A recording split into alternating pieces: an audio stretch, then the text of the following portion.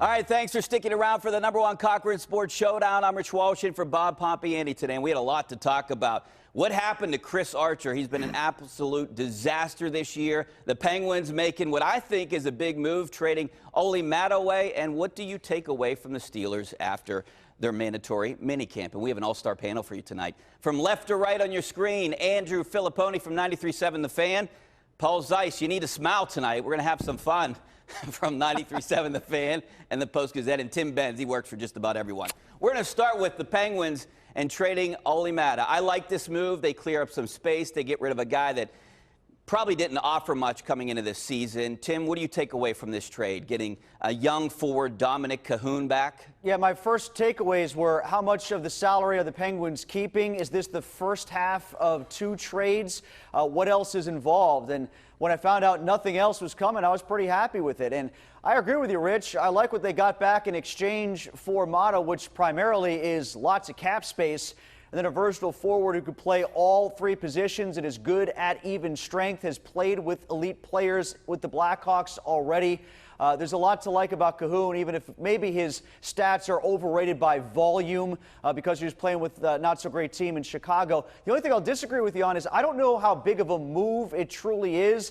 I think if the Penguins want to get to where they claimed they wanted to go after the season ended, which was changing the coachability of the team, the chemistry of the team, things of that nature, the approach to hockey, that really doesn't occur by just trading Olli Maatta. I think it's a good start to an offseason, and it needs to be an active one for the Penguins. As far as I'm concerned, guys, they got rid of dead weight. And despite what some Pittsburgh sports media members say about Olli Maatta being Mother Teresa, with the way that he related to people in that locker room, they got rid of a guy that, for my money, hasn't improved since his year 19 season and can't skate in a league where more and more guys have to get up and down the ice. So maybe they got a cheaper, younger version of Brian Rust back in this deal, and frankly, for Olli Maatta, I think that's a steal, Paul. Absolutely. I mean, I think the guy wasn't good enough to help them anymore. I mean, in the way they want to play, he didn't fit the way they wanted to play. He didn't fit the style they wanted to play. And frankly, you know, he's a 20-something who's slower than some 40-somethings. And so,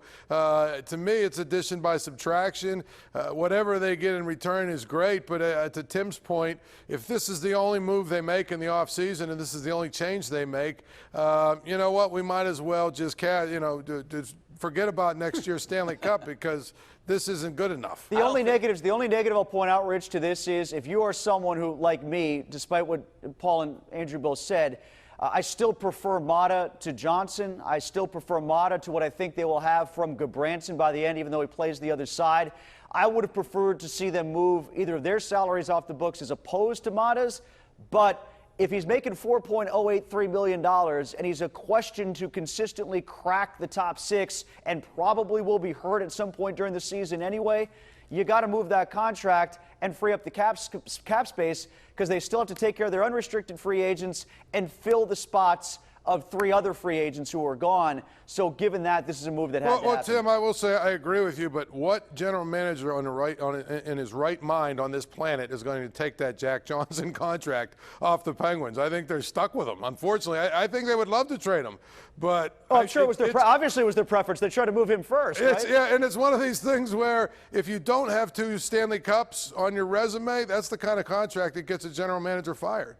Well, unless you have another guy on another team, and I can't think of any names right now, maybe you guys can, that they're trying to unload a contract and maybe you just swap guys. That may be a way of getting Jack Johnson out of here. Gudis and Matt Niskanen come to mind after last week, I guess. So, Pony, I'm going to start with you. So, I don't think they're done. I'd imagine you guys don't think they're done either. Jim Rutherford is in win-now mode. Yep. And what do you think they should do, and what do you think they will do Okay, those year? are 2 different questions. Okay, I'm going to ask 2 different questions then. All right, well, then I'll start. What should they do, and what will they do? Okay, I've said this a bunch of times here, and I'm not going to back off from it. They should trade Kris Letang because I think even though there are some concussion issues and neck injury questions, a #1 defenseman that plays 25 minutes a night, there's going to be a market for him. And his no-trade list isn't as big as Phil Kessel's. You can still trade Letang to 2/3 of the league. They're eligible to deal for him. So I would do that. The team won a Stanley Cup without him. They were better this season in March without him. I don't think that's a coincidence. That's an inconvenient fact for the Kris Letang honks that they put a Stanley Cup over their head a couple of years ago without him on the ice. So I'm a big proponent of seismic change, a major change with this team. I don't think you go, well, the Bruins got to the Cup final with a bunch of guys in the 30s, so we can do it too. No, I think they've got to be more aggressive than that. And I'd start with Kris Letang because I think you could actually get good young value back for him. I don't know how much you're going to get for him, though, Andrew. His contract, you look at his contract, and you look at his injury history, and you look at the way that he's played, and I know he's coming off a reasonably good season, but I don't know that you're going to get value in return based on what you're going to be giving up. I agree with you, though. I mean, if you can find a deal for him, I'm not a, what did you call it, Kris Letang honk. Well, some people are, Paul. I agree, and I know what you're saying, but I still think they will move Phil Kessel. I know that they, said, Jim Rutherford basically said, oh, well, we think I don't see any way that he will be with this team on opening night. I just think they're going to have to try and move him. They're going to try, and it'll just take a little longer than they wanted to. If it's not Letang, and the reason why they might not do that now is because I don't know if they're sold on Justin Schultz being their best puck-moving defenseman behind Letang, and they can't replace Letang with whatever cap space they have. So if it's not him, then it's got to be Malkin, Murray, Crosby, and that's it. Otherwise, you have not made the significant change that Jim Rutherford was talking about in a season-ending press conference. You haven't. What about moving Olli Maatta is not that significant. What about Hornquist? You free up a lot of money with him. But then you still got, but does that change their approach to hockey? Does that change their style? It does not. You're going to have to go out and get another power And he's forward. another guy, what general manager in their right mind is taking that contract and you know off what? their hands? This is an interesting conversation because history is a way of repeating itself, it seems, with the Penguins. I think Jim Rutherford got himself in the jackpot with veteran players the same way Ray Shero did.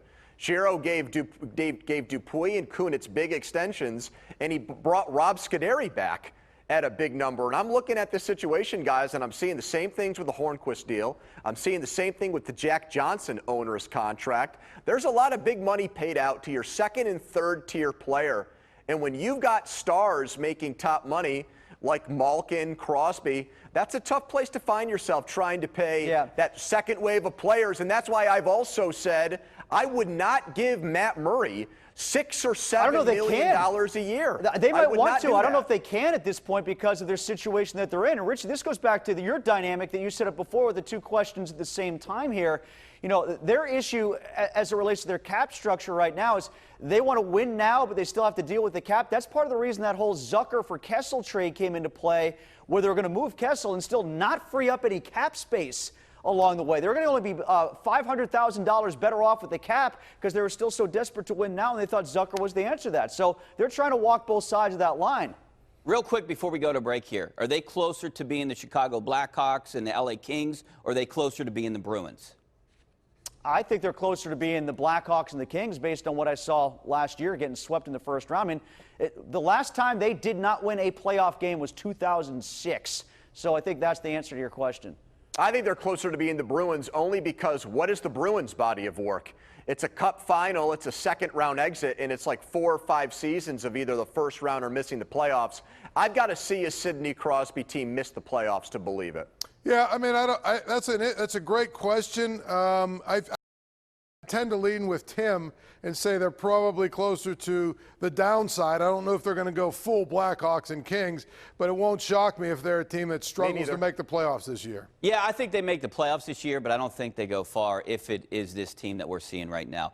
All right, it's every sports fan's favorite time of the year. Money saving season at #1 Cochran Chevrolet. Get finance rates as low as 0% APR for 72 months on all 2019 Chevy Trax and Silverado vehicles, or choose from a whole roster of winning Chevy leases that will make you a #1 Cochran fan for life. Only at the #1 Cochran Chevrolet Cranberry on Perry Highway, formerly Kenny Ross, or visit CochranChevrolet.com right now. #1 Cochran.